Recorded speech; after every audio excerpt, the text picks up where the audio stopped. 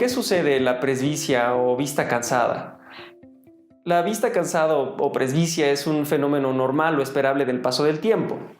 El ojo funciona como una cámara fotográfica. En la parte de adelante están el sistema de lentes, córnea y cristalino. Las imágenes pasan a través de estos lentes y se enfocan en la parte posterior del ojo, que es la retina. El cristalino es un lente muy peculiar. Es un lente dinámico.